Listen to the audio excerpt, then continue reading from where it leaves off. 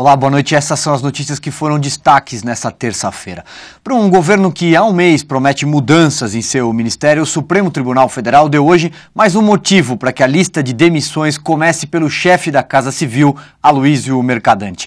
O ministro Celso de Mello autorizou a abertura de inquérito contra o petista pelo uso de dinheiro de Caixa 2 na sua campanha ao governo de São Paulo em 2010. Além de Mercadante, o Supremo também deu aval para a investigação das contas de campanha do senador Aloysio Nunes Ferreira, do PSDB. A repórter Larissa Borges tem os detalhes.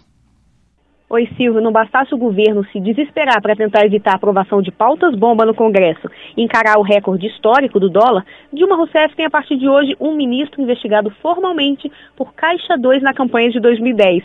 É que o ministro Celso de Mello, decano do Supremo Tribunal Federal, determinou hoje a abertura de inquérito contra o petista Aloysio Mercadante por suspeitas de lavagem de dinheiro e falsidade ideológica. Mercadante foi citado pelo executivo Ricardo Pessoa, delator da Lava Jato. Ele diz que o petista estava presente em uma reunião em que foi discutido o repasse de R$200 mil para a campanha dele ao governo de São Paulo em 2010.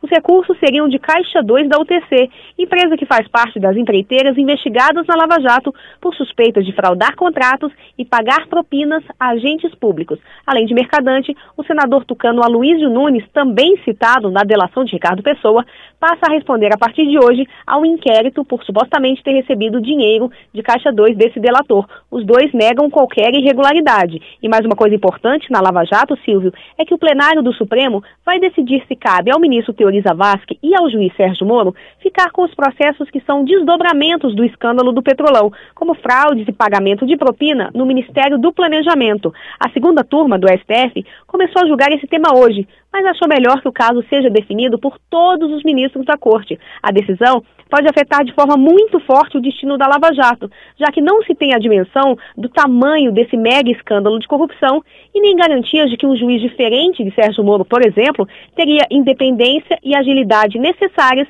para conduzir os outros casos. Silvio. Essa decisão é perigosíssima para o futuro da Lava Jato. Ainda no noticiário da Justiça, o ex-deputado André Vargas, lembra dele que provocou o ex-ministro Joaquim Barbosa com o punho cerrado, imitando os mensaleiros, foi condenado pela Lava Jato e vai ter o mesmo destino dos mensaleiros, a prisão. Cassado em dezembro do ano passado, depois de descoberta sua estreita relação com o doleiro Alberto Youssef, o ex-deputado petista André Vargas foi condenado hoje pelo juiz federal Sérgio Moro a 14 anos e 4 meses de prisão pelos crimes de corrupção passiva e lavagem de dinheiro. Na mesma ação foram condenados também o irmão de Vargas, Leon, e o publicitário Ricardo Hoffmann. Vargas é acusado de receber propina em contratos de publicidade com a Caixa Econômica Federal. Os investigadores estimam que Hoffmann tenha pago R$1.100.000 a empresas do ex-petista entre os anos de 2010 e 2014. Silvio, vale lembrar que o ex-deputado é aquele que hostilizou da tribuna da Câmara, em 2014, o ex-presidente do Supremo Tribunal Federal, Joaquim Barbosa, erguendo o punho em um gesto que imitava os petistas condenados no julgamento do Mensalão. Moro relembrou na sua sentença a grosseria de Vargas e afirmou que o gesto não passou de hipocrisia, já que o ex-deputado recebia propina enquanto protestava. Para o juiz, a atitude revela uma personalidade desrespeitosa às instituições da justiça. Obrigado, Carol. Na economia, o dólar atingiu hoje o maior valor da história do Plano Real. Não é exagero, não, da história. R$ 4,05. Oi, Silvio. Para usar um bordão do ex-presidente Lula, nunca antes na história deste país o dólar fechou valendo R$ 4,00.